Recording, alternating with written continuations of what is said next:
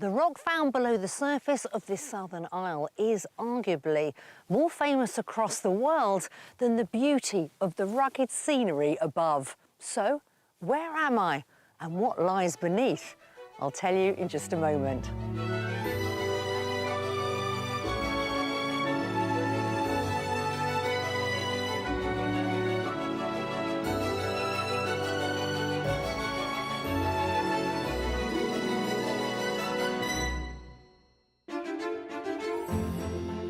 Today I'm with a couple who are selling up in suburbia in search of a better quality of life in the countryside.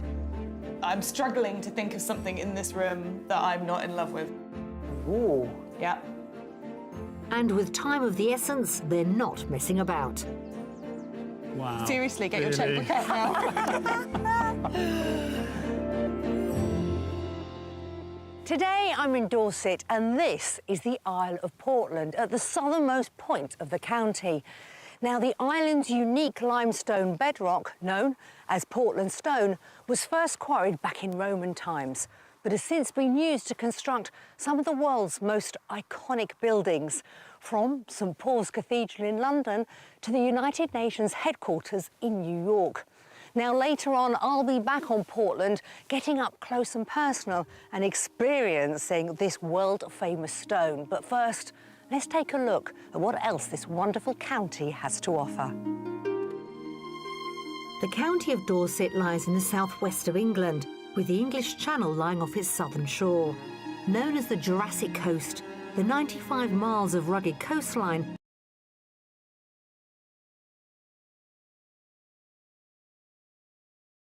layers of sedimentary rock reveal 185 million years of the Earth's history. At the Dorset-Devon border sits the port town of Lyme Regis. Nicknamed the Pearl of Dorset, it's a popular starting point for sailing, diving and fossil finding trips, its cliffs crumbling into the Jurassic seas.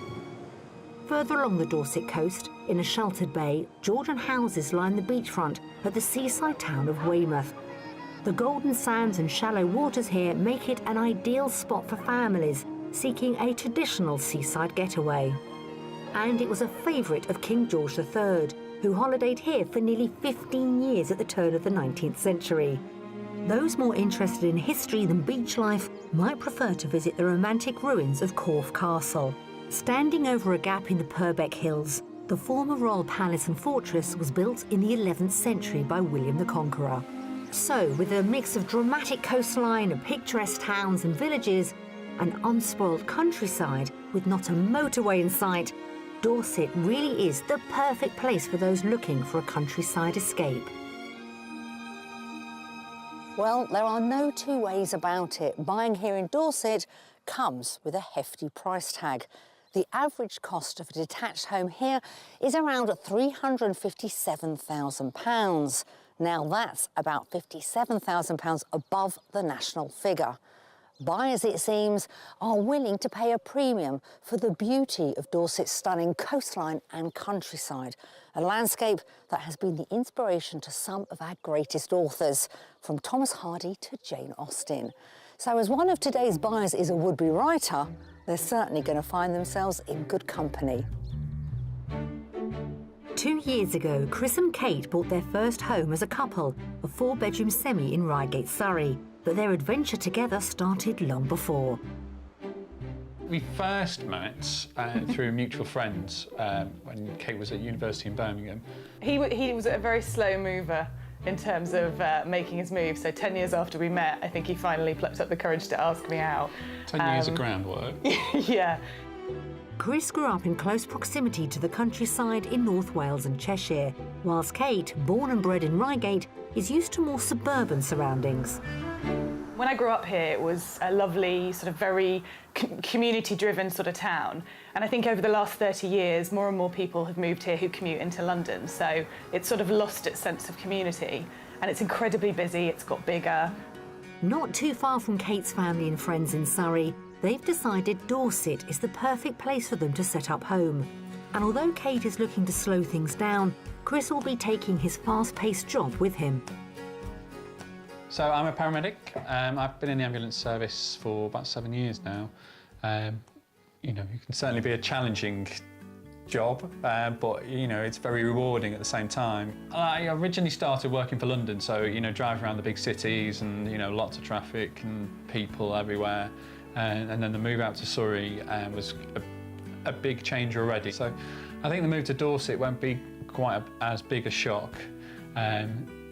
You know, it's certainly, you have to be more wary of, you know, other road users in terms of like horses, foxes, badgers, I don't know. Kate's hoping that the change of scenery will also offer inspiration for her hobby. I'm a sort of secret writer. I've always wanted to be a writer, and then I don't really have a lot of confidence in it. So for me, this gives me an opportunity to hopefully be able to carve out some time for me to write in a sort of quiet and peaceful environment. With their house on the market and Chris's new job due to start in just 6 weeks, they're well on their way to making the big move. Although they'll be leaving Kate's family behind, their pet Labrador Dolly will definitely be coming with them. I think a lot of this move is also about Dolly. So we want to be somewhere where we can fling the door open and go straight out into the countryside, or, you know, hopefully for me, near the seaside. So I'd love to just be able to jump in the car and be 5 minutes away from the beach and just be able to walk her there in the mornings. That would be amazing. As Chris's job will be based in Dorset, we're keeping our search within the county borders. Ideally, he and Kate would like to be near the sea, but they're happy to look anywhere. I'm catching up with them to find out exactly what's on their property wish list. Well, Chris and Kate, here we are in a very sunny Dorset today. But why did you decide this was the part of the country that you wanted to move to? I was very keen to live by the coast. I always have been. And I think when we started to look at the south coast, this was perhaps more affordable than a lot of the counties towards the east of here. So we're hoping to get a bit more for our money here. Let's talk about the actual property itself. What are you after? We're really flexible about it, actually. I mean, there's only the two of us and our dog, so we're happy to look at anything from 2 bedrooms upwards. I'd like an area to be able to work in, but I'm just as happy if that's a summer house in the garden. But parking is quite an important one, because Chris obviously does shift work as a paramedic, and so we really don't want him having to park 2 or 3 roads away if it's 2 o'clock in the morning. So that's sort of a key want for us, isn't it? Yeah, I think so. That makes sense. Chris, what are you looking for then with this home? I'm even more flexible, really. If I can have a wood burner, I'd be happy. So. A little bit of a garden for the dog, not too big? Yeah, just somewhere that she can go out. What does your new home actually look like? What's its style? I like something with a bit of character. If it's sort of quirky or unusual, I'm going to be really interested at conversion like or a conversion. Absolutely, I would love that. How important is it for you two to be close to neighbours and have a community next to you, or is the idea that actually you want to be a little bit more remote? We'd like to be close to other people, really. Again, particularly because I work shifts. Yeah. You could Also makes it a bit easier to meet people if you're in a smaller community or in a town. And I think that's one of the things we're really keen to make sure we do straight away. Yes. So let's remind ourselves of your top budget and ideally what you want to spend.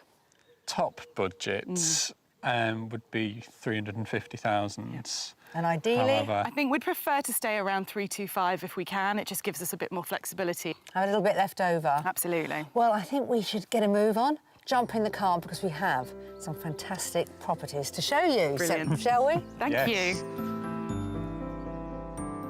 Chris and Kate are hoping their budget of £350,000 will buy them their perfect home in an area of the country they love. They like the idea of a quirky character property, but one which has enough head height for all 6'6" of Chris.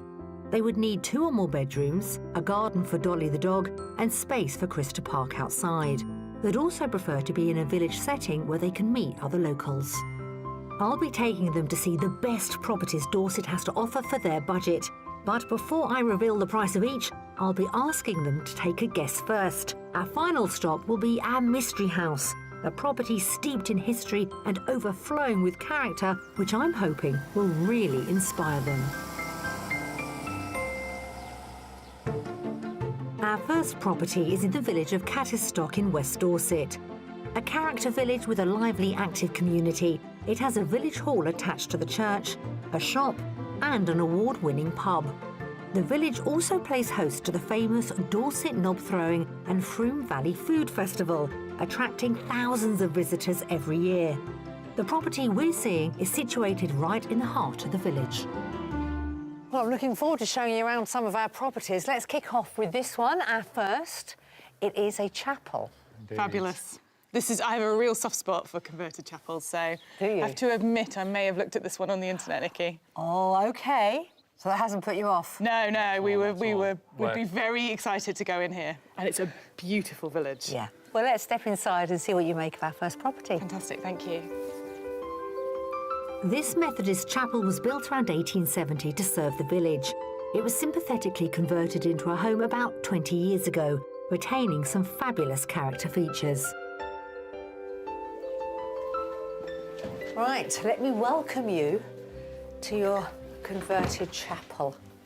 Wow, Lovely. very nice. You do have the character of the chapel, although actually, if you take your eye away from the doors, this just looks like a very pleasant sitting room stroke dining room, doesn't it? It does. You want the character, but you don't want too much character. And so for me, this is actually kind of about the right level. It's really nice. What about you, Chris? Love it. It's got the wood burner. Yeah, What tick. more do I need? In the centre of the village. Exactly. Yeah. Let's walk through into the kitchen through again. These marvellous doors. Interesting. It's like the big reveal going through these door frames. Beautiful. Very theatrical. Yeah, very theatrical. Wow. Your kitchen. Now, you could class this as a galley kitchen, Yeah. but It's quite a wide galley kitchen. it's generous, isn't Yeah. it? I mean, you've got a wonderful range. I love the Belfast sink. It's perfectly big enough for us, isn't it? And More if you're than enough entertaining, space. it's still big enough. How is this working now? You're actually physically in the house compared to what you saw online. This seems bigger than Yeah. we expected. The kitchen, certainly. I'm looking forward to the invite. Always welcome. Right, let's keep going. Well, we're certainly off to a good start with this property. Kate and Chris seem to like the character and the space on offer so far, so I'm pretty confident the upstairs won't disappoint either. Now, how is this for an unusual feature? That's fantastic. The original lamppost and light from the village itself. Wow, that's a really, really nice feature. Now, with our chapel, we've actually given you more bedrooms than you asked for. The largest is the master. There's two further single bedrooms, a study and the family bathroom. Oh, that's fabulous. So I could have a writing room inside the house. You could. Now, I can't promise you a view, sadly, No, but what I can give you is a small dressing room here on top of your wardrobes. that would be very useful because Chris often goes to work at 4 or 5 in the morning. So if he's not in here getting changed, it would be slightly quieter and I'm more likely to stay asleep if he's in there. It's like this chapel has been designed for the Yeah, two possibly. of you. Yeah. Well, let's go outside to look at the space there. Quite an unusual setup. I wonder how much you remember when you looked at those cheeky details online. We'll see. Chris, I'm going to ask you to lead the way. Thank you. To the side of the property, there's a small south-facing enclosed garden with a decked area accessed from the living room. The property is also being sold with a separate piece of land, which is a 7-minute walk away at the edge of the village. If they wanted, it could provide Kate and Chris with rental income as pasture land. But with its peaceful, elevated position offering views like this, I think they might be tempted to keep it for themselves. So, unusually, our chapel has this parcel of land. So you come up the bridle path, which is looked after by the farmer, but you've got access into here, and it's nearly 2 acres. I think Dolly would enjoy that. Yes. So I'm now going to ask you to put a price on this property. But Kate, how good was your memory when you perused the internet and you saw it? Now, I can't remember exactly what it was, but I know it came up under our top budget. So I would guess it was maybe about 340. Right. Chris? Maybe my memory was a little It was bit better then. But I seem to remember it being 325. Well, your memory is right. The asking price for the chapel with the nearly 2 acres of land is £325,000. That's fantastic. Now, if you wanted to buy the chapel on its own, without this land, they would be happy to sell that as well. And the asking price for the chapel on its own is £295,000. Gosh, so something to think about. Yeah, but they have had some serious offers on this land, and ideally they want to sell the two together. Do you two want to have a little explore on your own? Yes, please. so. Yes, Quite please. a bit, yeah. Go on up there, you get an Yeah. even better view. I'll hang around and then we can walk back to the village when you're ready. Thank you. Thank you. Thank you. Off you go. Coming in well under budget, even with the additional land, this converted chapel has the character features and village location that Kate and Chris were after. There's also 3 bedrooms, a separate study, and outside space for Dolly. What's that pin then? Does it go just to this right. border? It goes all the way up there, Yeah. and you're right up to the top there. It's not a massive house, but it's got everything that we need, and I love the position right in the middle of the village. Perhaps upstairs, you know, it's a little bit short on head height, but, you know, that's my fault, really, more than anybody else's. But, you know, it's only really upstairs. The downstairs is great. This plot is amazing, and I think I just would be blown away if I actually owned a piece of land. I think that would be fantastic. I think that's a good start here in Dorset. Little bit of a walk now, we'll amble back into the village, OK?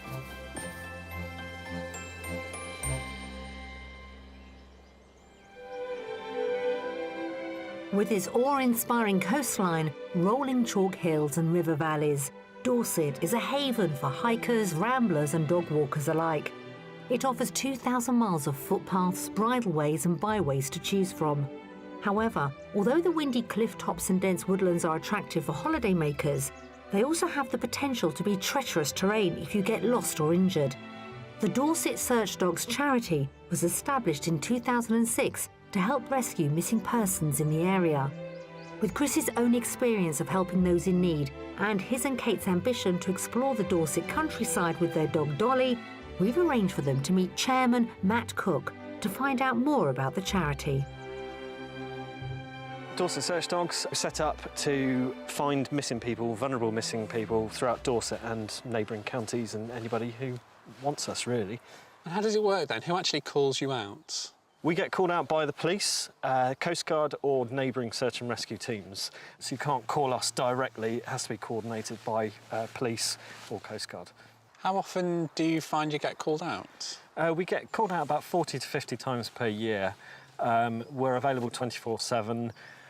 We're all volunteers, so it may not mean that we can attend all the call-outs, but between us we do try and get to as many as we can. And how do you go about training the dogs?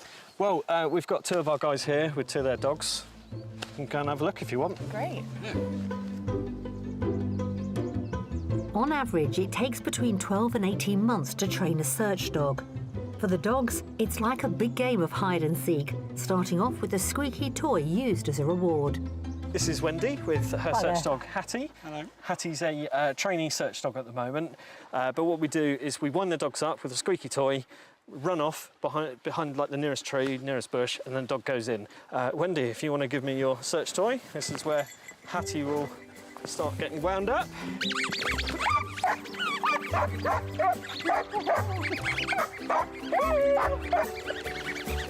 Successful search dogs need to have a high play drive and be agile with plenty of stamina. Although any dog could be trained as a search dog, they tend to be larger working breeds like Hattie, who's a giant schnauzer. There are also Springer Spaniels, Labradors and Border Collies in the team.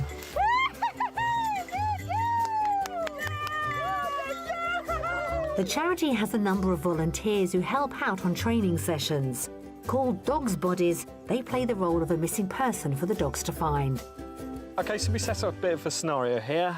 We've got Sue, one of our volunteers. She's sat on a log, felt unwell, fallen over, and she's banged her head. So we wouldn't get that full scenario. All we would get is a call from a relative saying that somebody hasn't turned up. So Steve would go out as a handler with search dog Oscar. Oscar is one of our more experienced dogs. So Steve, show us how it's done. Are you getting good finds? You getting good finds? Good finds! Most search dogs are air scenters, which means rather than tracking a scent like a police dog, they pick up the scent of a human being in the air. With a sense of smell thousands of times stronger than that of a human, some of the Dorset search dogs can detect human scent from 500 to 800 yards away. Once the dog finds their missing person, they return to the handler to indicate their find. Hello. I'm Steve from Dorset Derbyshire. You all right? What's your name? Sue. Sue. Hi. You all right? Yeah. Good. This is Matt. He'll sort you out. OK, that's the end of the scenario then. Well done. Now that Chris and Kate have seen the techniques, perhaps they'll be tempted to try out training with Dolly when they make the move.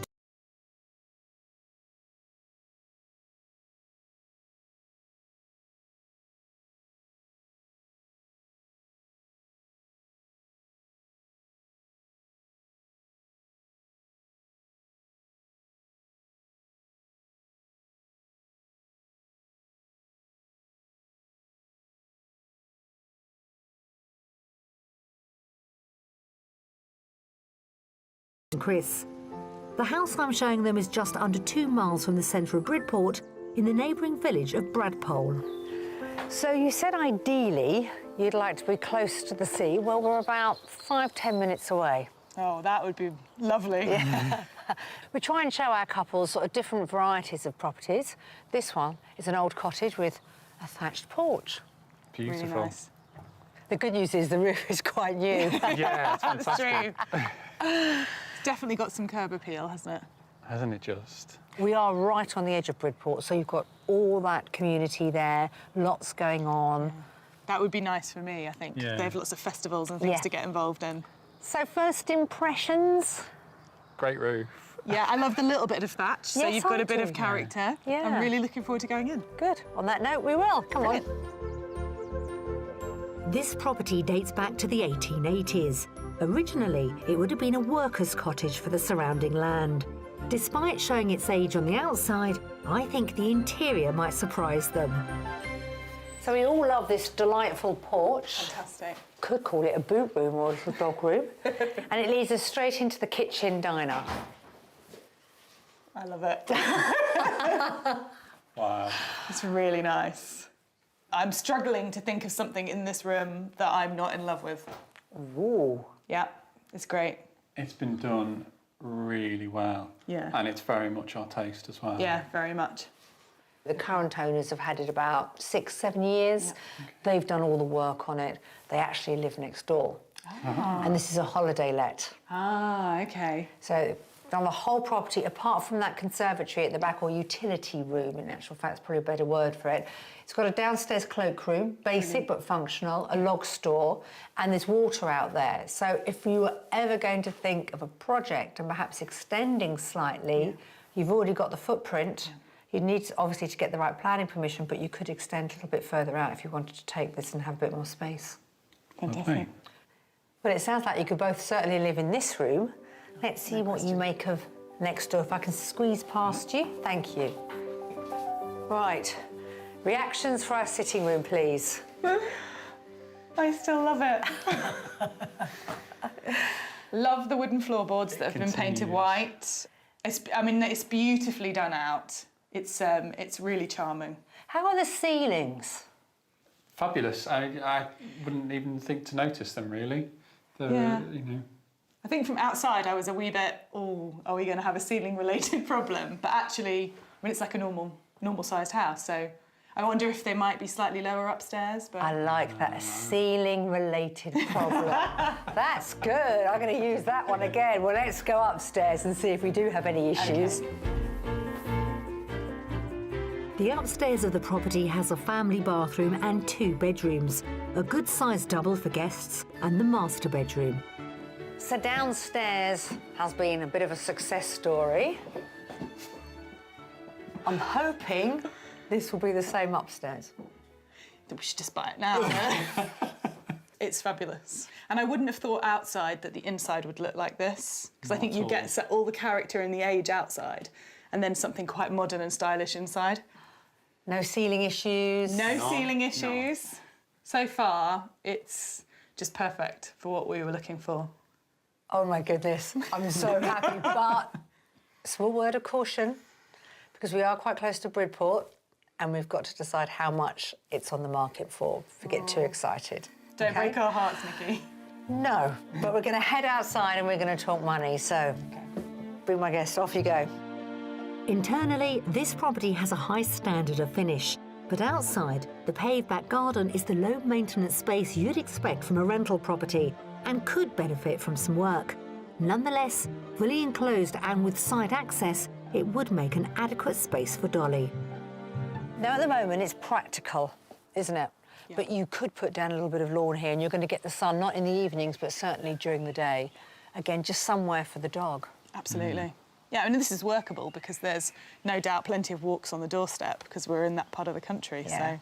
The tour of the cottage has gone exceedingly well. Yep. Final part, obviously, is to try and put a price on it. I think I would say this is on for 320. I'm going to say a little bit higher. I'm going to say 335. OK. I'm going to give you two completely different figure to either of those. OK. Asking price, £275,000. Wow. Seriously, get your checkbook out now. Fabulous, thank you for showing it to us. It's wonderful. So I am guessing on your own this time, you'd like to take a second look. Yes, please. Off you Thank go. you. Thank you. It is a wonderful property. And you know what they say, when you step through the door and it feels like home? Well, for our couple, they certainly got that feeling. So, for a staggering £75,000 under budget, this updated character cottage offers Kate and Chris the 2 bedrooms they need and potential to extend in the future. It's close to Bridport town centre and less than a 10-minute drive to the sea. The way it's decorated, the furniture, the kitchen, everything is almost to our taste, really, down to the paint on the walls, probably. And the real highlight for me with this place would be proximity to the beach. You know, it's always been a dream that we would be able to walk Dolly on the beach, and actually here it's completely feasible that we could do that. So that's a really big thing to think about. Well, that was successful. It was. You look very at home. All I need is my camera, but that's it. So let's hit the road, shall we? Definitely.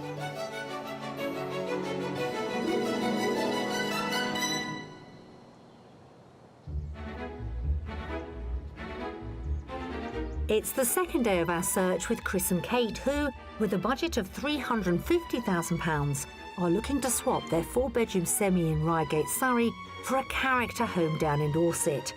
With Chris's new job starting in just 6 weeks, there's no time to lose. Still to come, it looks like our mystery house might be working its magic. I'm a little bit emotional.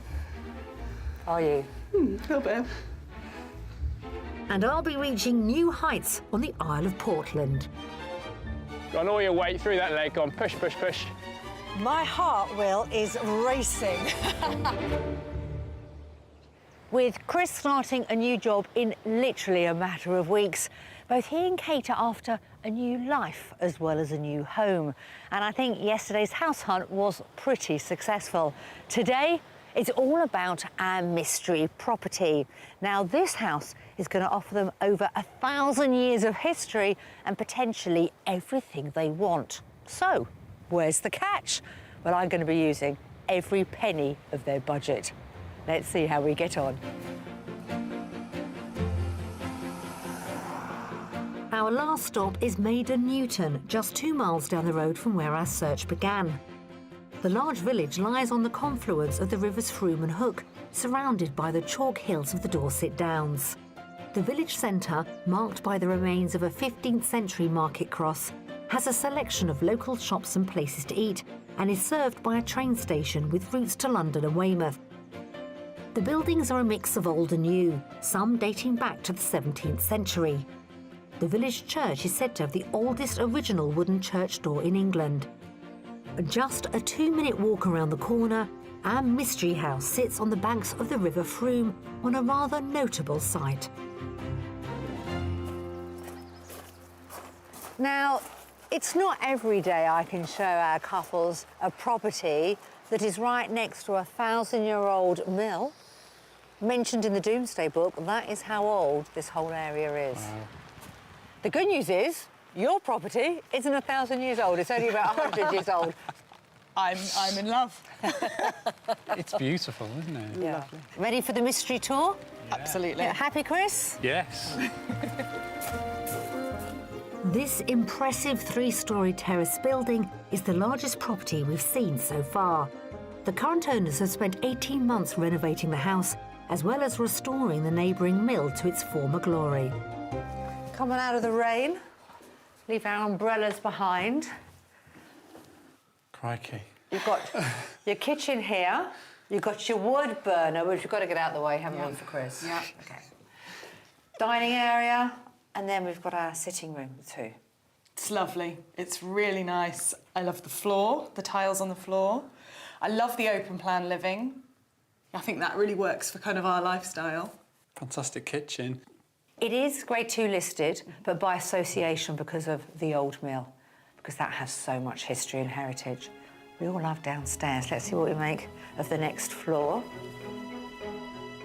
Just off the open-plan dining area is a useful utility room with downstairs toilet, completing the accommodation on the ground floor.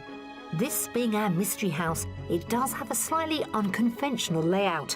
There's a further sitting room and a bathroom on the first floor, which is where we're heading next. Right, pleasing start to our house tour. I'm feeling confident on the next floor. I love the look. I'm a little bit emotional. Are you? A little bit. This is like everything we would ever want. You're making me go now. That's not the whole point. I'm meant to be taking you around. You know, could you see yourselves living somewhere like this? May already be seeing yourselves. Yeah, our wildest dreams, I think, yeah. OK, I'm going to take you upstairs and show you what else there is. Are you ready for this? Yep. Can we improve on that reaction upstairs? You've got some work to do, right? Let's see. I'm not sure this viewing could get any better, at least not where Kate is concerned. Also on the first floor is the family bathroom. Heading up to the top floor, there's an additional shower room and 3 sizable bedrooms, all with gorgeous exposed beams and high vaulted ceilings. I'm confident we won't have any ceiling-related problems with 6'6" Chris here. So, on our second floor now, we can't just do, you know, the normal layout, can we? This is a fantastic sized room. Absolutely enormous. There's a great feeling of space through the whole house, even just coming up the stairs and the landings. Love the beams. Chris likes the high ceilings, I'm guessing. Yeah, no, my head is not going to be bashing those in a hurry. Now, the weather is a little inclement, but I think it is worth going outside just to have a look at that garden and that outside space. Yes, please. Right, we'll head back. Thank you. Back on the ground floor, there's a garage to the front of the property offering a fantastic double-height space. Then there's a generous lawned back garden. Right. We can cheat a little bit out here, because if you don't want to, we don't need to go out in the rain. We can stand under this canopy and see the full effect of your garden. There's a few things I've always wanted in a dream house. One is a door in the middle, which this has. The other is a walled garden. It's like we knew. So we're going to have to now try and put a final price on our mystery house. It's got to be 350 plus. I think, I'm really hoping not, but I think it might be slightly over our budget and you're pushing us a wee bit. So I'm going to say 375. OK, well, the asking price is for offers over £350,000. You just We save can more really money. see it. Yeah. They are looking for offers just over, but I think it's down to your negotiation skills. Yeah. This could be the perfect home. Yes. Why don't you go and have another look and decide if it is? Because it is a lot of money, I do appreciate that.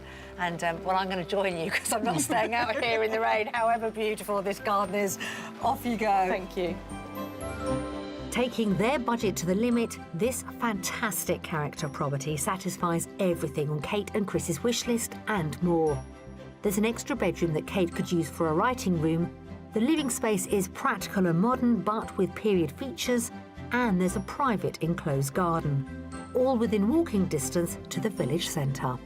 From outside it looked fantastic already, but as you come through the door and just open out into this fantastic open plan living space, yeah, I think we both really kind of got that feeling. I got a bit emotional when we came upstairs, and I think that's because this is sort of the house that you always dream that you might have. And I'm not sure that I thought that was something that would be achievable on our budget. I think we would do anything we could to probably buy this house. Well, I think we finished our tour of Dorset on a high with our mystery house. Definitely. Very successful. What are you going to do next, I wonder? Let's make a move. Chris, you grab the door. We're going to duck this way and let's go.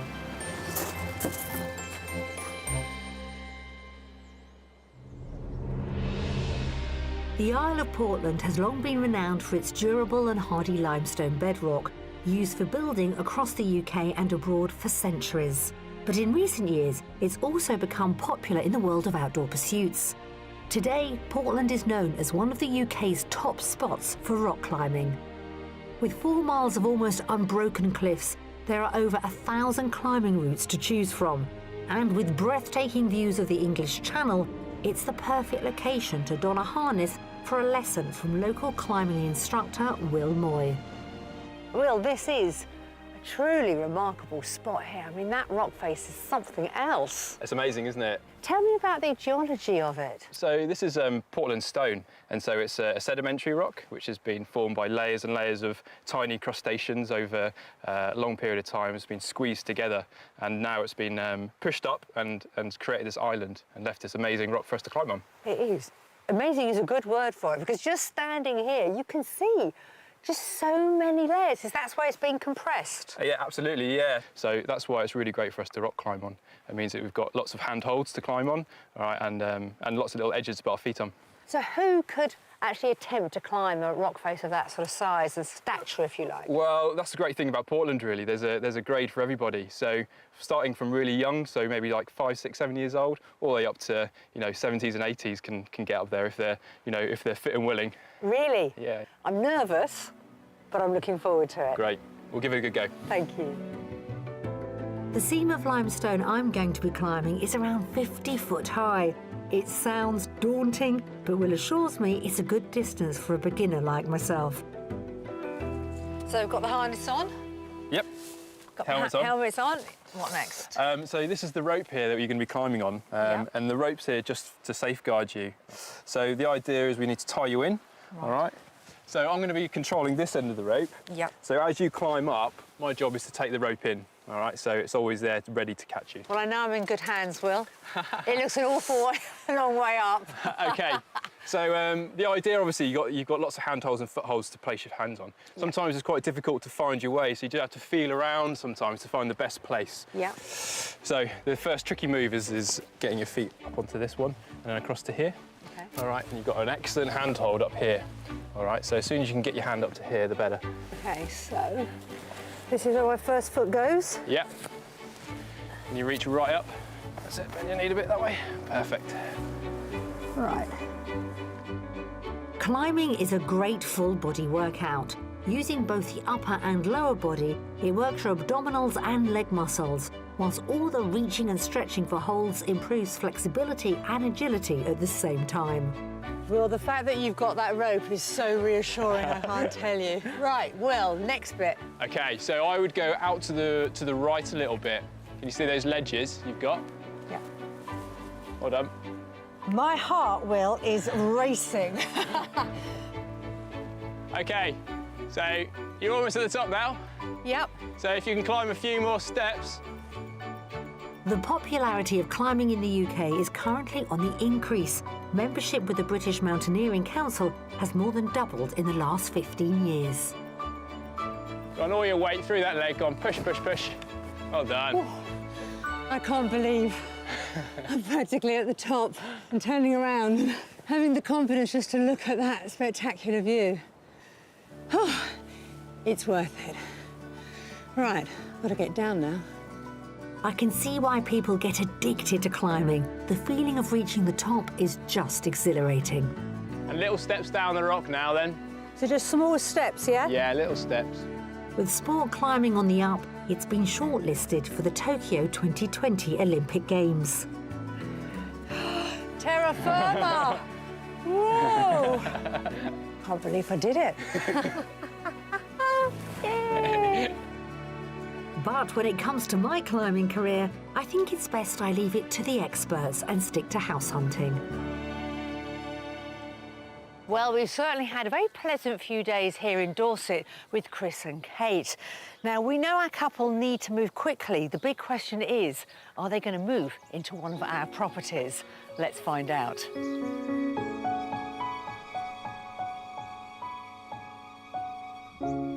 Well, Chris and Kate, what a delightful few days we have spent with you driving around Dorset. It's been great, hasn't it? It's been fantastic. Yeah, really wonderful.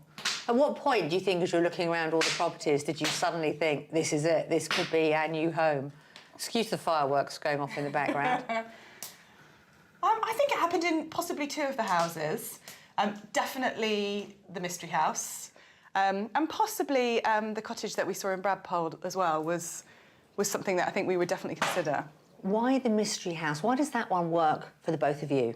I think just the proportions were certainly one of the things that really had that wow factor, definitely. That's exactly it, wow factor. I think that house had it. So where are we going to go next? Definitely going to do a second viewing as soon as we can. And then it's the check on the finances, a conversation with the owner, because I think we need to understand what they're looking for when it says in excess of. Yeah. And then, you know, take it from there. This is all sounding really promising. I think in our entire lives, I think it's probably the nicest house we've ever walked around. I can so see you two in that property. You just seem to fit. You really do. It's been our pleasure. Thank you. And, well, enjoy the rest of your lives here in Dorset. Thank you very much. It's been brilliant fun. Thank you.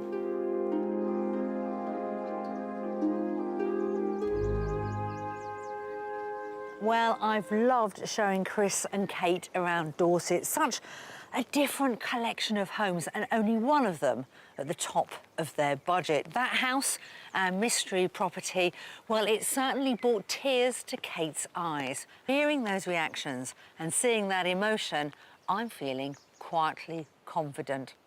So that's it from, well, at least a rather rainy Dorset today, and I'll see you again in another part of the country soon. This metal dome is actually a map charting the position of the stars and planets above my head. It's called a stellar sphere, and it's a memorial to one of England's greatest astronomers. Find out who he was and where I am in just a moment.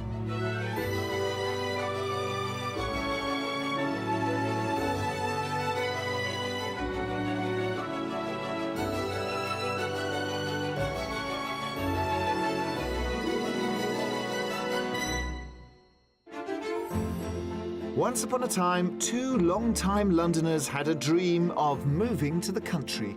This feels to me like, you know, the sort of the house in the woods, the gingerbread fairy tale sort of place. But without the witch. Exactly. And they may find their fairy tale ending. Completely tugging at my heartstrings. It really is, yeah. I could just imagine us in here. I could, yeah. Today I'm in Derbyshire, in the village of Denby, and this is the birthplace of John Flamsteed, England's first astronomer royal.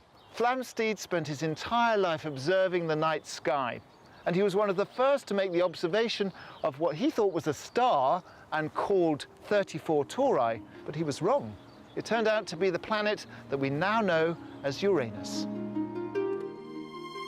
Derbyshire is in the East Midlands of England and borders counties including Staffordshire, South Yorkshire and Nottinghamshire. A large section of the Peak District, the first national park in England, is found in the county. Also, there are many footpaths in the area, but as well as being a popular destination for walkers, The high moorland plateaus and ridges of the national park are the source of many rivers. And it's these waterways that powered Britain's industrial revolution in the 18th century. Here on the Derwent, pioneering inventor Sir Richard Arkwright built one of his greatest endeavours, the Masson Cotton Mill, setting the blueprint for future construction. It's now a working museum. On the banks of the River Wye, we find what was once the 11th century seat of William Peverell the Elder, alleged to be the illegitimate son of William the Conqueror. The current Haddon Hall showcases the architecture of the medieval manor house, with alterations and additions from the 13th to the 17th centuries. Elsewhere on the River Wye, water has been harnessed for recreation and relaxation. The Romans called Buxton the waters of the goddess of the grove, and in the 18th century the town became a spa centre, complete with elegant accommodation for an influx of wealthy tourists. So for sublime scenery, a slice of social history, or a stop at a spa town, it's well worth diving into the depths of Derbyshire and making that country escape. With more than a third of the county lying inside the Peak District National Park, there's plenty of gorgeous locations in Derbyshire, and property prices are not too expensive. The average price for a detached house here is £216,000, which is a whopping £84,000 less than the national figure. However, to protect rural communities, there are some restrictions on properties inside the park. These occupancy restrictions means that people can't buy them unless they've been working or living in the park for more than 3 years.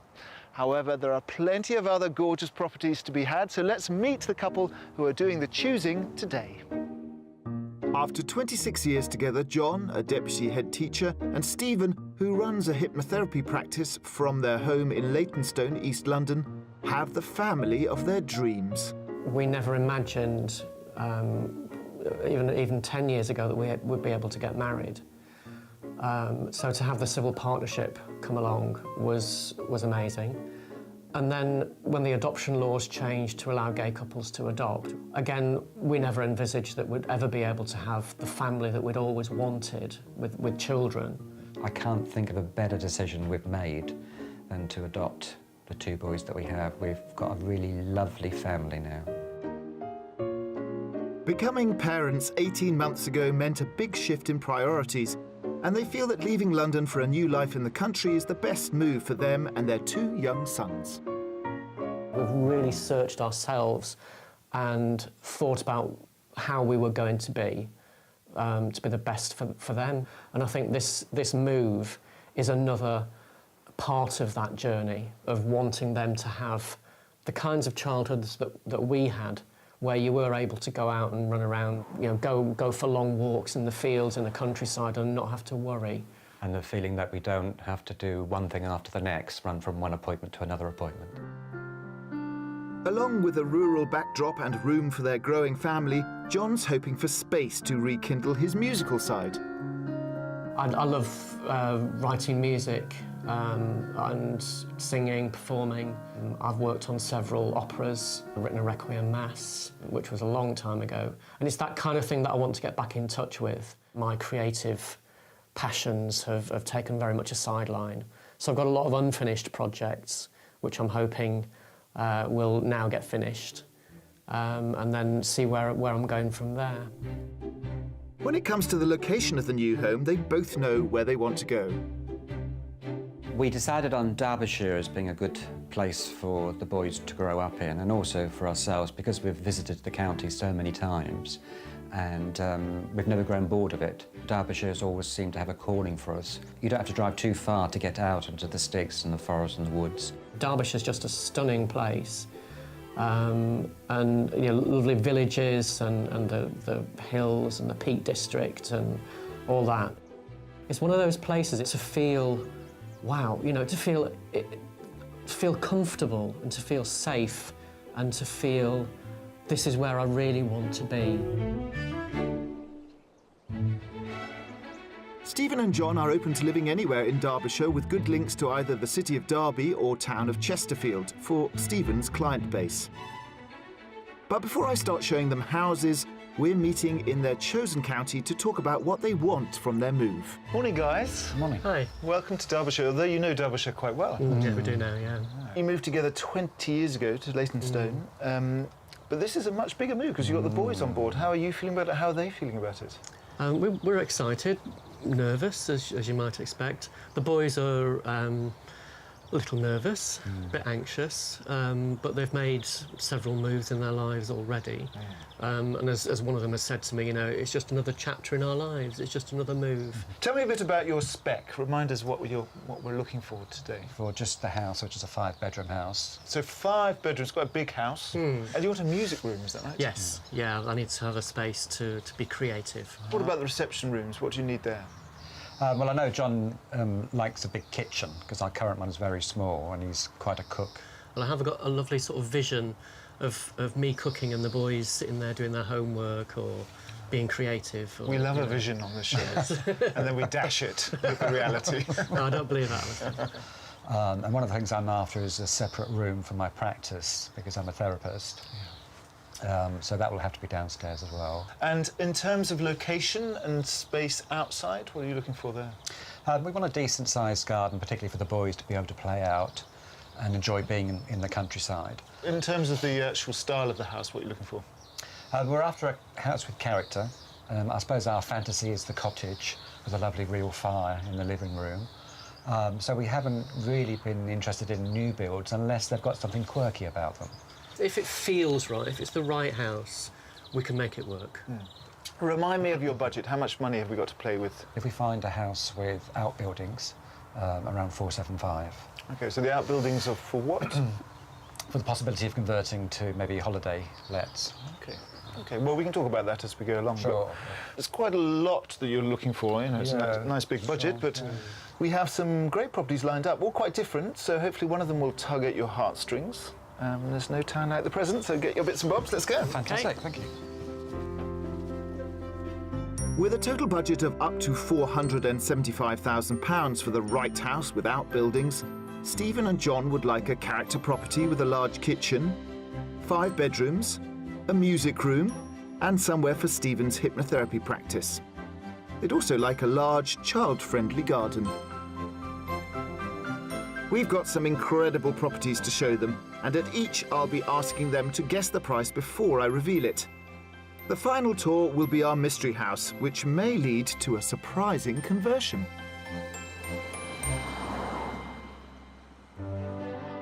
The village of Brassington in the Derbyshire Dales is where our search is heading. Nestled in the rocky limestone uplands of White Peak and close to many footpaths, the quiet country lanes take in a pretty Norman church, village shop and primary school alongside lovely old stone houses. Once an important centre for lead mining, reminders of the industry remain. The house we've come to see is located in a small residential close. Listen, guys. No road. Just quiet, peace and quiet. Good. This is the property we're interested in. We're just a village away from the beginning of the national park. Right. So a great location. It looks beautiful, It doesn't does, yeah. Really sort of country cottagey. Yeah, lovely. I love the brickwork. It feels nicely quiet down here, particularly. So that, you know, the boys could play out here, I think, and I'd be perfectly happy with that. Well, you'll see there's more play options elsewhere. OK. Let's take a look inside. Built in 1992 with a later extension, a central hall takes us to the first room of the home, which is currently unoccupied. It's an unusual property because there's nothing in it, so the owners have already moved out. But it gives you a blank canvas. Obviously, this is the sitting room, and it goes through and there's this lovely sunroom at the back. Not sure at the moment. I like the location. I very much like the location. Not sure about the size of the house. That's the I need to see. I need to see the rest of the house. Yeah. It's interesting as well because it hasn't got the furniture in. It takes a bit more imagination to imagine the coziness of it. So there's a little bit of that going on, I think, as well. So you're feeling it's a bit small? Just first impressions, yeah, that might change as we go around. Okay, well, let's have a look in the kitchen. Across the hall, the kitchen breakfast room sits to the front of the house. The kitchen, again, bare of any furniture, and what do you think? It's a good size. Yeah, very good size. You've got a sort of cryptic smile, polite smile, Jim. Is that whether you've given up on this one? It's not. No, I haven't given up on it at all. No. I'm just struggling to see how we're going to fit everything in. Yeah. It remains to be seen whether this house can coax John and Stephen to make it work for them, although it seems they are open to doing some reconfiguration.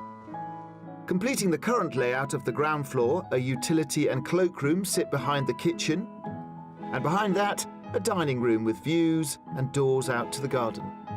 Upstairs there are 4 bedrooms. To the front of the house is a double bedroom with built-in wardrobes and a single room, which are both served by a family bathroom.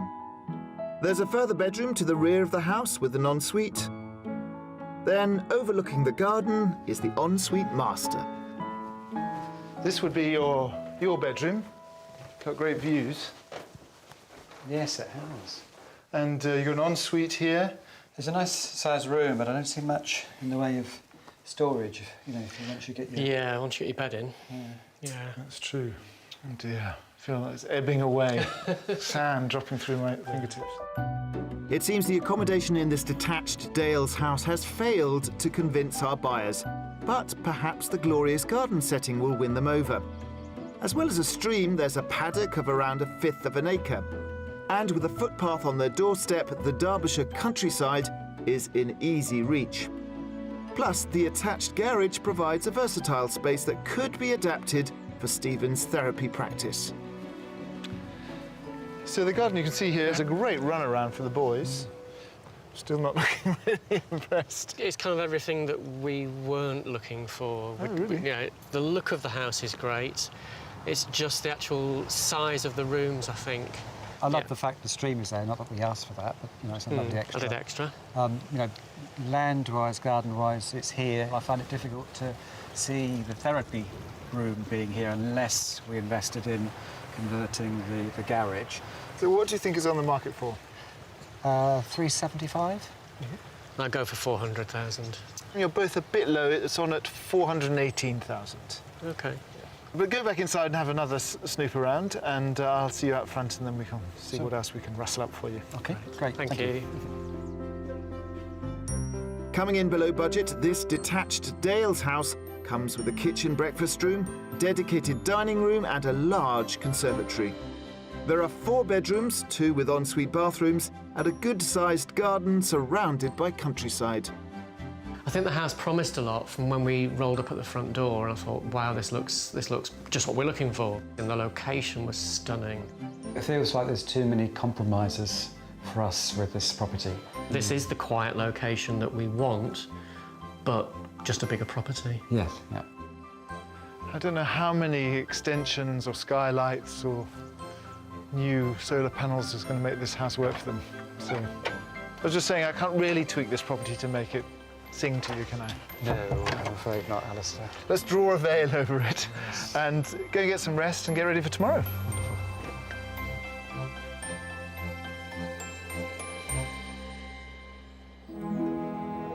Derbyshire may be best known for its dales, but at one time wealthy tourists came to the county not to clamber on its craggy cliffs, but to enjoy the alleged benefits of its naturally heated waters.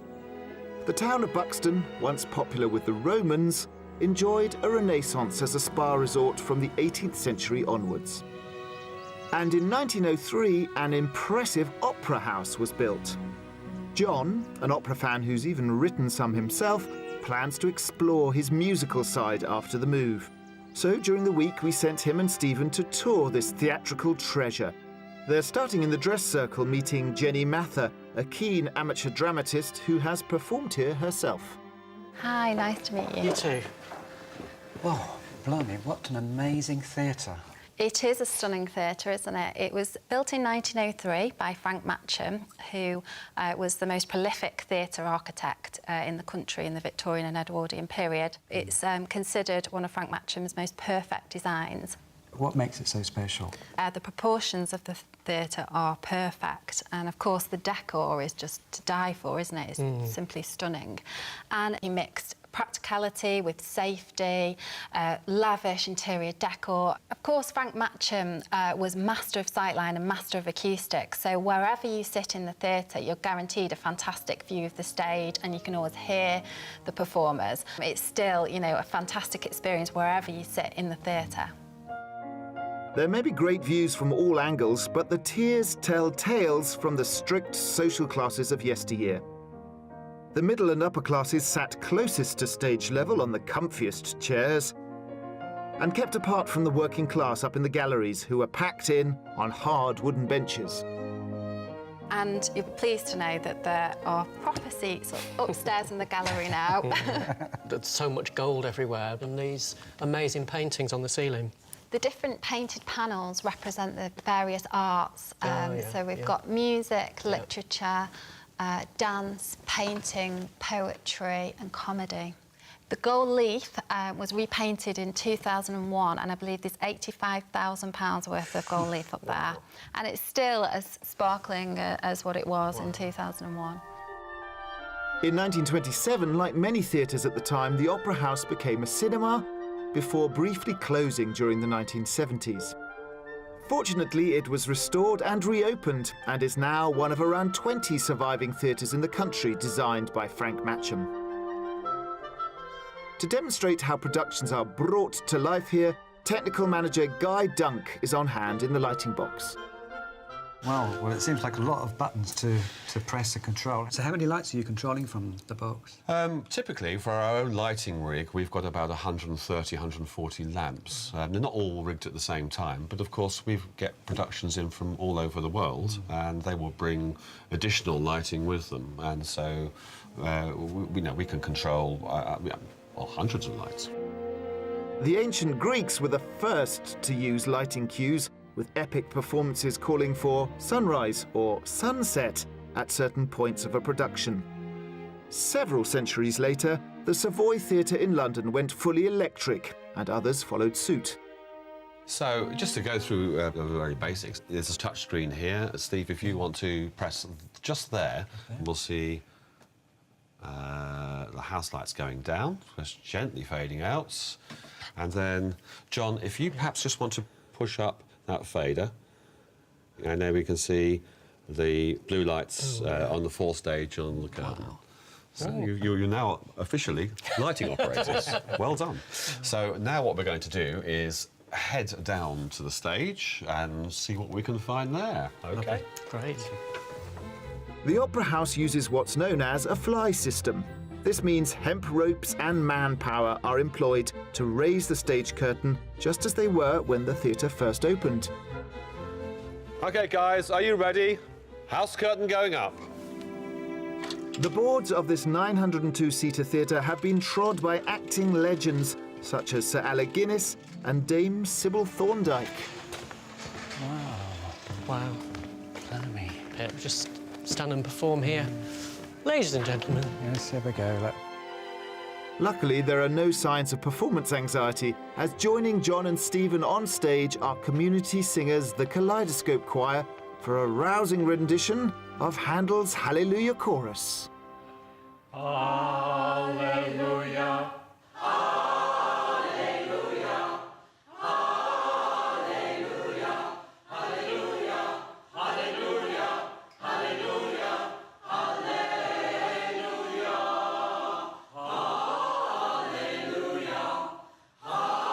No time for an encore, I'm afraid. We're after a property fit for a curtain call when our Derbyshire house hunt continues tomorrow. We're in Derbyshire with a maximum budget of £475,000 to find John and Stephen from East London a country home for them and their two sons. They've already seen some lovely property, but there's some more to come, including the Mystery House, which could take our search to new heights. Do you like what you see? I do. Yeah. I do like what I see, yeah. It's lovely, it's welcoming, it's warming. That lovely calm feeling. And I'm at the cutting edge of a local craft revival in Derby. I think there's something to be said about the warmth that you get from wood. It's less sterile. So you're kind of beaming. I know.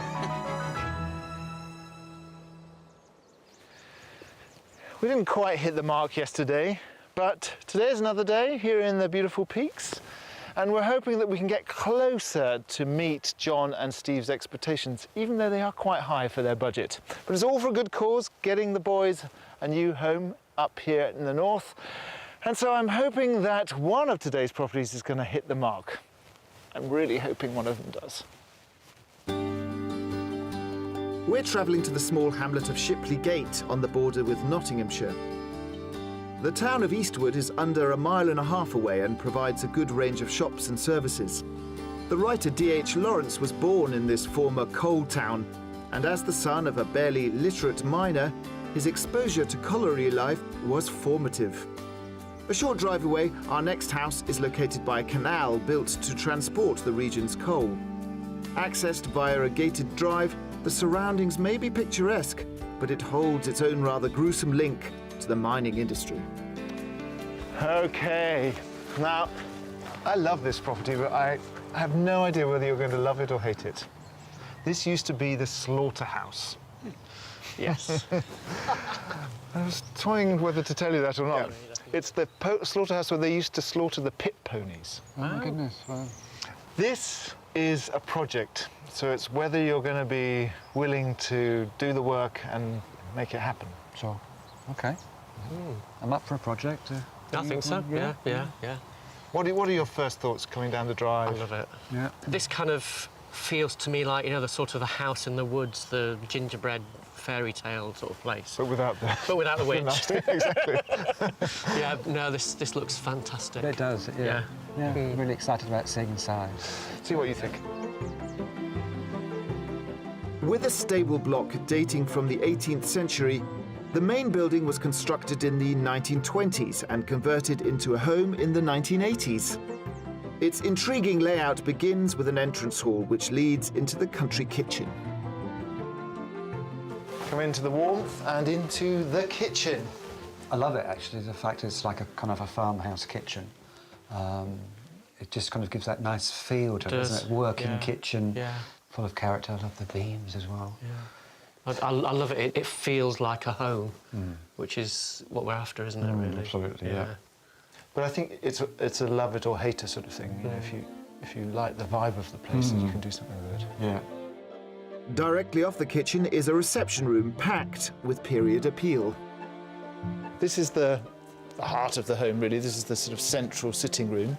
Lovely and quirky. It is. It really is quirky. Quirky. Yeah, which is exactly what we're after, isn't it? Yeah. Yeah, this house has a lot of character. Great big roaring kind of coal fire. Yes. Completely tugging at my heartstrings. It really is, yeah. I could just imagine us in here. I could, yeah.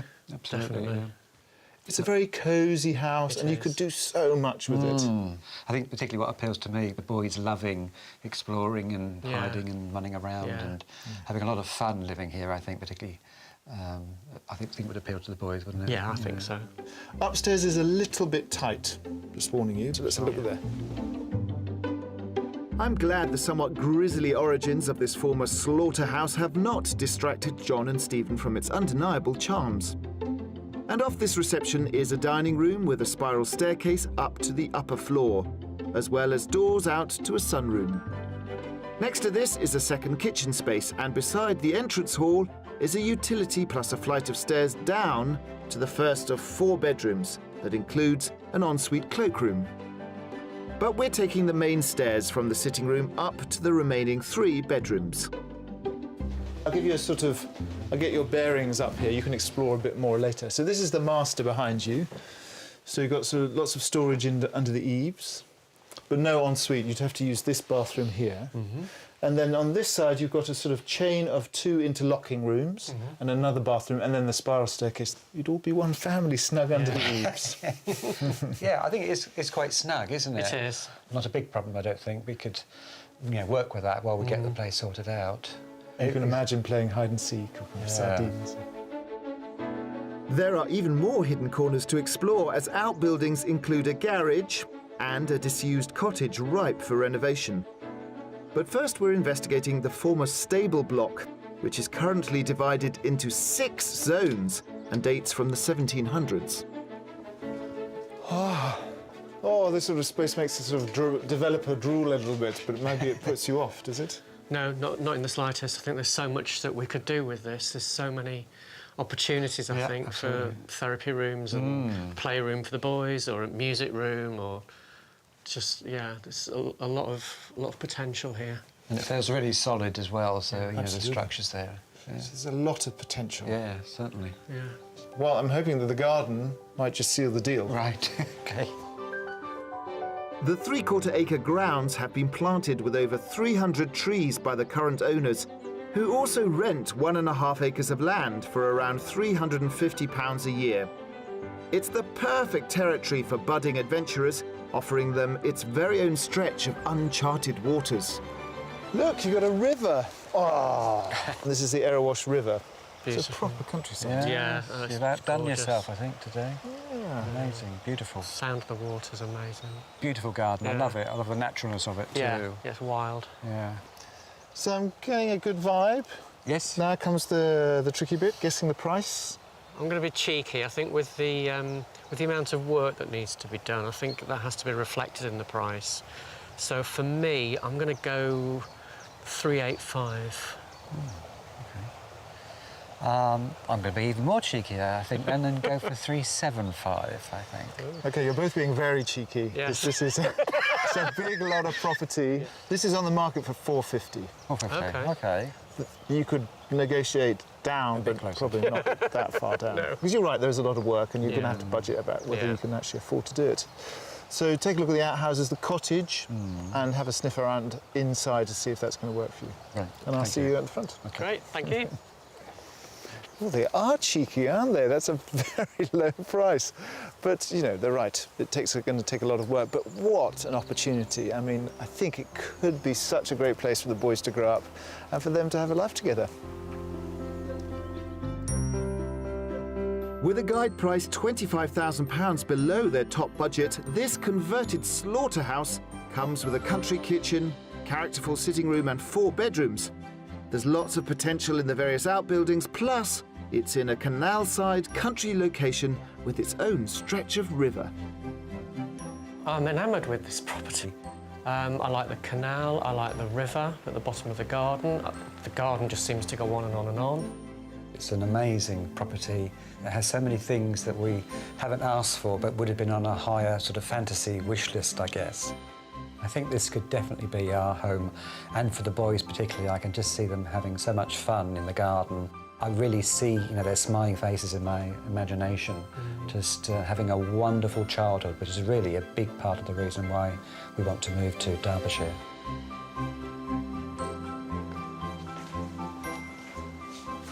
I think this has got potential. Yeah, I like the idea of it being converted to a holiday let, I think. Yeah. Having seen the rooms next door, I think we could possibly use part of that. Good, I like the this. space. I love the space. Planning what you can do with the space is a very good sign. Definitely. I'm afraid I'm going to have to drag you away because we've got other houses to see, other things to do. Okay. So follow me.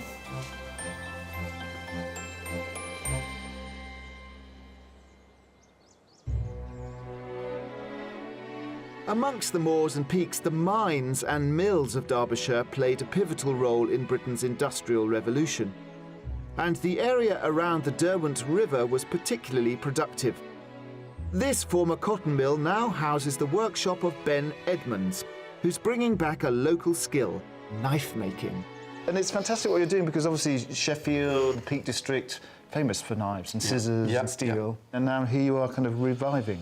Yeah, we just make one-off kitchen knives. What's the kind of fascination of steel and wood and blades? I'm from the Midlands and I wanted to make a knife that I thought was true to me. I wanted to pick the right steel, the right design and produce something quite simple, but best for the job. So the handle, this is wood? Aesthetically, I think it's great, and I think there's something to be said about the warmth that you get from wood. It's less sterile. It's lovely, you're kind of beaming. I know.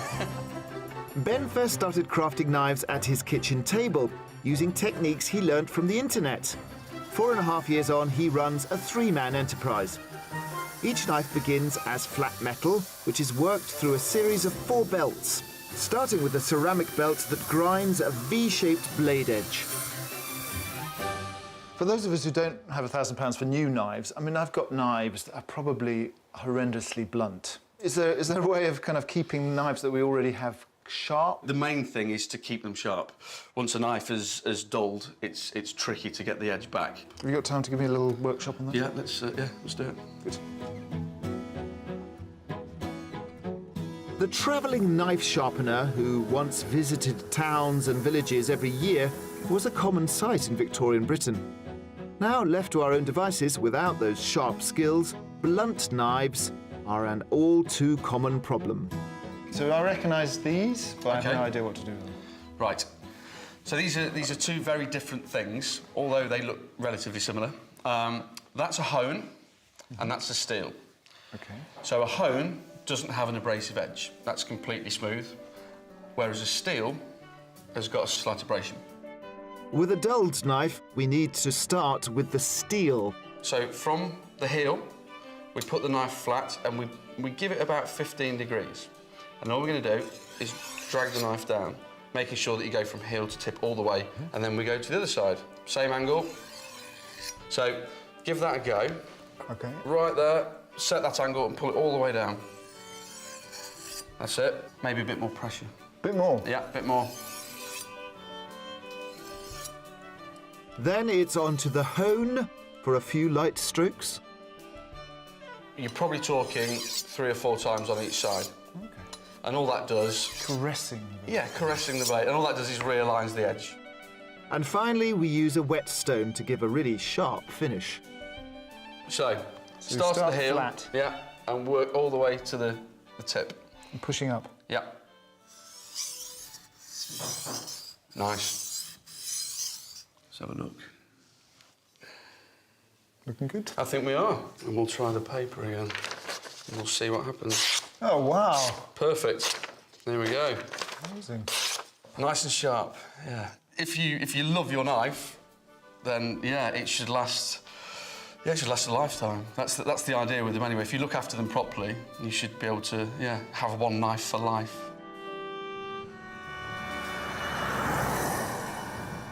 In terms of the mystery house, do you have any concept what we might be showing you there? Something possibly converted? Converted barn or a windmill or something? I don't know. It'd be a very quirky property indeed. Converted mill chimney or something. A mill chimney. Yes. Just doesn't stack up really, does it? Oh, God. Our mystery house is found in Flash, a village in the Peak District National Park, just across the Staffordshire border. A range of services are found 3 miles away in the Derbyshire spa town of Buxton, whose architectural delights include the 18th century Devonshire Dome, which originally provided stabling and quarters for the servants of the nearby Crescent Hotel. Back in Flash, there are stunning views of the Peak District, as well as a shop and pubs. It's claimed to be the highest village in Britain has been disputed, but there's no doubt that it did once feature the country's highest Methodist chapel, which has been converted into a home and is the property we've come to see. And this is the mystery house. Wow. Yeah. You were correct about the conversion, not a windmill, but a Methodist chapel. Wow. Okay. What do you think? It looks very interesting from the outside, doesn't it? Yeah, it's completely renovated and done up inside 2 years ago. Okay. It's a mystery house, remember, so it's a bit of a curveball. Sure. Yep. There's Right. one very obvious feature that you might not like. Oh. But I think there's a lot to Okay, admire. sure. Yep. You ready for a go? Yeah, I can't wait to see it. Yeah. Let's go inside. Wesleyan Methodism was well established in Flash when a chapel was built here in the 18th century to serve a 61-strong congregation. Rebuilt in 1821, it's now a Grade II listed home. Spread over 3 levels, we're starting in the multi-purpose living space that has been created on the ground floor. Come right into the heart of this big beast of a house. As you can see, it's pretty much all open plan. Interesting. Yeah. Do you like what you see? I do. I do like what I see. Yeah, it's lovely. It's welcoming. It's warming. It feels cosy, even though it's a big space. Because you've got a big log burner, sort of solid fuel heater here, and that actually heats all the water. You've also got another one here if you get chilly in the winter. Oh, okay. And as you can see, it would have been the kind of worship space. Yeah. I've got a thing about converted churches anyway. Just that lovely calm feeling. Nice feel. Let's look in the kitchen. The sitting room is sandwiched between an area used as a study cum music room and a dining space. Then at the back we find a separate country kitchen breakfast room. Everything flows very nicely, and then you've got a kitchen with amazing views. It's amazing, just unexpected, such a sort of a modern kitchen. I just get a really good feeling about the place. The style fits lovely with yes, the house, it does, doesn't it? yeah. Well, the space and the serenity of this former chapel may yet convert John and Stephen. On the lower ground floor is a cosy snug, a storeroom, utility, and a wet room serving 2 of the home's 4 bedrooms. A very large double and a smaller double. And taking the stairs, we reach a galleried upper floor. So again, let me just give you a little bit of geography. On that side, you've got very nice, probably would be your master, and then a beautiful bathroom, a family bathroom with a sort of one of those slipper baths. And then you've got this lovely kind of basically a sitting room for a landing, another bedroom here, and then a great big kind of, well, it's a dressing room here. As it stands, it doesn't work. I mean, I still love it. You know, that's the thing about it. It's a lovely feel to it. Practically, I don't think it would work. You know, I'm thinking about your therapy room, where we would have that. But I do love the house. I really love the house. I guess I could always retire earlier. Yeah. Well, in a way, the question marks might be resolved when we look at the outside space. OK. OK, all right. OK. Come with me. Despite the impressive spec and location, John and Stephen remain to be convinced that this house has everything they need for family life. And outside, it's time to reveal why this is a bit of a gamble. Because restrictions here in the national park mean that this sizable home is limited to a rather modest patio plot. So this might be the shortest garden tour I've ever done because this is your garden. Right. OK. The idea, of course, is that this is your garden. But it being the Peak District, you cannot turn arable land into garden. Right. Not much to say, really, about this. Well, you know, clearly for us the garden was an important part because of the boys, and we want them to be safe. That's a big missing piece, I think, for us. Yeah. So it is beautiful, there's no doubt about that, and we love it, I think. Yeah, we do. Just the missing pieces, I think. And what do you think it's on the market for? Yeah, so I think it's got to be over budget. Yeah, do you think so? I would even go as far as to say maybe 520. Oh. I do think it's above what we were prepared to pay. I think I'm going to say 475. This is actually on the market for £445,000. Really? Oh, OK. Wow. I'm sorry about the garden, but, you know, we couldn't resist not showing it to you, because it's a classic mystery house. And it has, you know, lots that recommends it. This converted Methodist chapel offers open-plan living on the ground floor and a separate kitchen and breakfast room. There are a total of 4 bedrooms, 2 bathrooms, and it's in the heart of a village within the Peak District National Park. From the moment we pulled up and saw the house from the outside, the mystery house I just thought was beautiful. Had a brilliant use of space. This house would have been a contender had it had a garden, and I think we would have gone for it. Ordinarily, I think it would be lovely to move in and consider, you know, putting a bid in for it, but it just doesn't fit our new family requirements, so unfortunately, we're going to have to let it go. Oh, beautiful views, but I feel a rotter for showing you this property and not giving you a garden. But what can I do? Oh, sorry. But we're done here, but there is a pub, probably the highest pub in Britain, over there. So why don't you get yourself settled in there and I'll come join you in a moment. Sure. OK. Thanks, Alistair. Oh, mystery houses can be so heartbreaking. They can either go wildly right or wildly wrong. I mean, the garden was always going to be a hard thing to swallow, and it didn't quite work out. But let's go and find out what they think about the whole experience of being on Escape to the Country.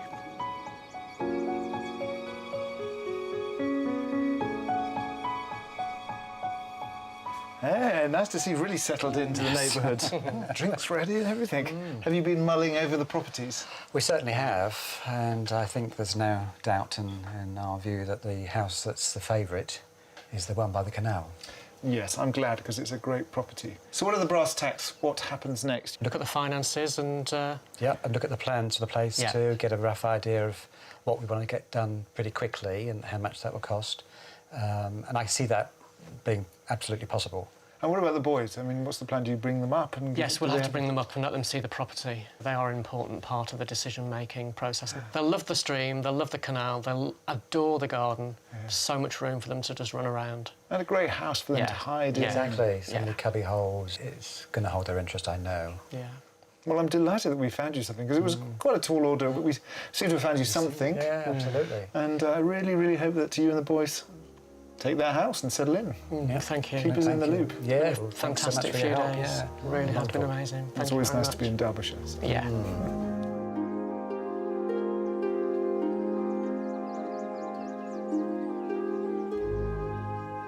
Can I let you into a secret?